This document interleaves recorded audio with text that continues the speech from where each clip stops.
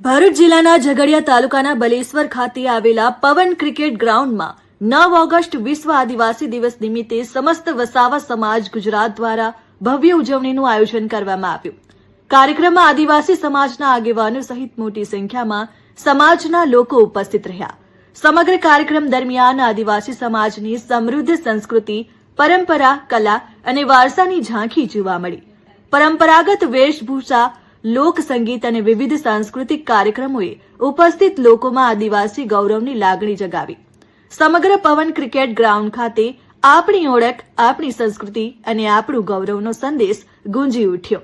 આ પ્રસંગે સમાજના આગેવાનો દ્વારા આદિવાસી સમાજમાં એકતા જાળવવા, શિક્ષણને પ્રોત્સાહન આપવા, યુવાનોના વિકાસ માટે આગળ આવવા તેમજ પોતાની સંસ્કૃતિ અને પરંપરાનું જતન કરવા અંગે સંદેશ પાઠવવામાં આવ્યો। સમસ્ત વસાવા સમાજ ગુજરાતના પ્રમુખ ચંદ્રકાંત વસાવાએ જણાવ્યું કે વિશ્વ આદિવાસી દિવસની ઉજવણી માત્ર એક સ્થળ પૂરતી સીમિત ન રહે, પરંતુ ગામે ગામ કરવામાં આવે, જેથી સમાજમાં વધુ જાગૃતિ આવે। સાથે જ તેમણે સમાજના યુવાનો અને લોકોને વ્યસનથી દૂર રહેવા માટે અપીલ કરી। આમ બલેશ્વર ખાતે વિશ્વ આદિવાસી દિવસની ઉજવણી આદિવાસી સમાજની એકતા, સંસ્કૃતિ અને ગૌરવના સંદેશ સાથે ઉત્સાહભેર સંપન્ન થઈ। 9 ઓગસ્ટ નો પ્રોગ્રામ આપણે છેલ્લા 5 તારીખથી ચાલુ કરેલો અને આજે બધાએ સમાજની લાગણી બતાવી, સર્વેએ હાજરી આપી છે।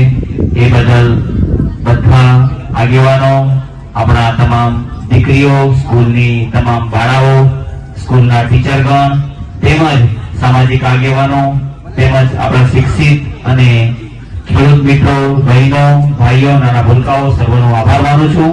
અને આ વર્ષની જેમ આવતા વર્ષે પણ બધા સાથે મળી, આ વખતે 10 ગામ વચ્ચે આપણો પ્રોગ્રામ થયો છે। આવતા વર્ષે આપણે બધા સાથે મળીને દરેક ગામડે વિશ્વ આદિવાસી દિવસનો પર્વ ઉજવીએ, આદિવાસી સંગઠનને મજબૂત બનાવીએ, આદિવાસીઓ હર હંમેશા શિક્ષણ અને બીજી બધી પ્રવૃત્તિઓમાં પણ આગળ વધે એ બધાને શુભકામના પાઠવું છું।